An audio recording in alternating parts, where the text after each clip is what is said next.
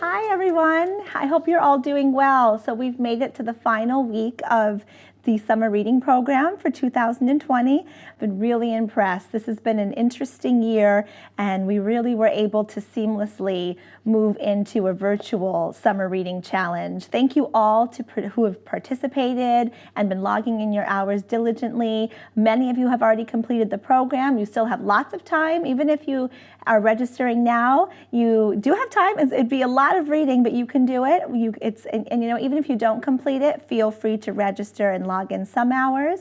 Really appreciate all of the efforts. I hope that you've enjoyed the story times, the story walks, the crafts. We have another grab and go craft this week that will be right on theme. So this week's theme is fables, fairy tales, and folklore. So for this week's story time, I'll be reading a couple of fables. And then on Tuesday, if you wanted to swing by the library to pick up your grab and go craft that is fairy tale themed.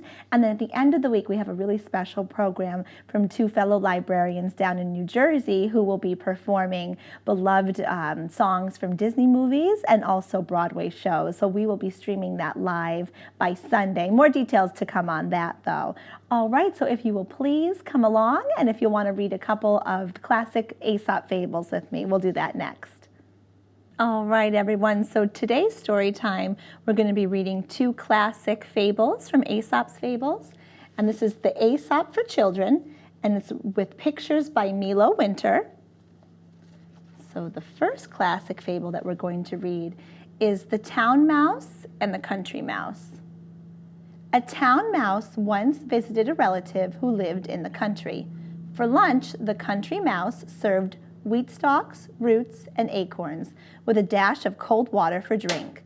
The town mouse ate very sparingly, nibbling a little of this and a little of that, and by her manner making it very plain that she ate the simple food only to be polite.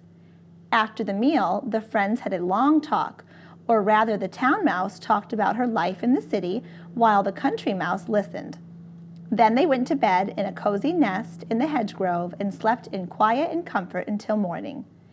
In her sleep, the country mouse dreamed she was a town mouse with all the luxuries and delights of city life that her friend had described for her. So the next day, when the town mouse asked the country mouse to go home with her to the city, she gladly said yes. When they reached the mansion in which the town mouse lived, they found on the table in the dining room the leavings of a very fine banquet. There were sweetmeats and jellies, pastries, delicious cheeses, indeed the most tempting foods that a mouse can imagine. But just as the country mouse was about to nibble a dainty bit of pastry, she heard a cat meow loudly and scratch at the door.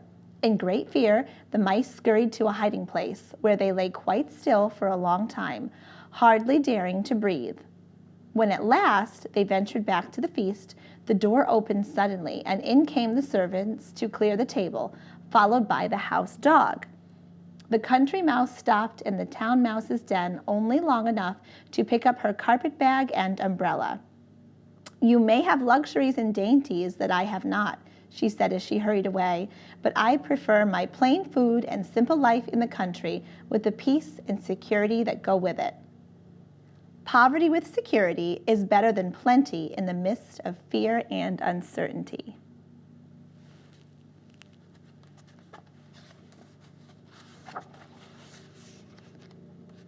Okay. And our second fable, The Hare and the Tortoise. A hare was making fun of the tortoise one day for being slow. "Do you ever get anywhere?" he asked with a mocking laugh. "Yes," replied the tortoise, "and I get there sooner than you think. I'll run you a race and prove it."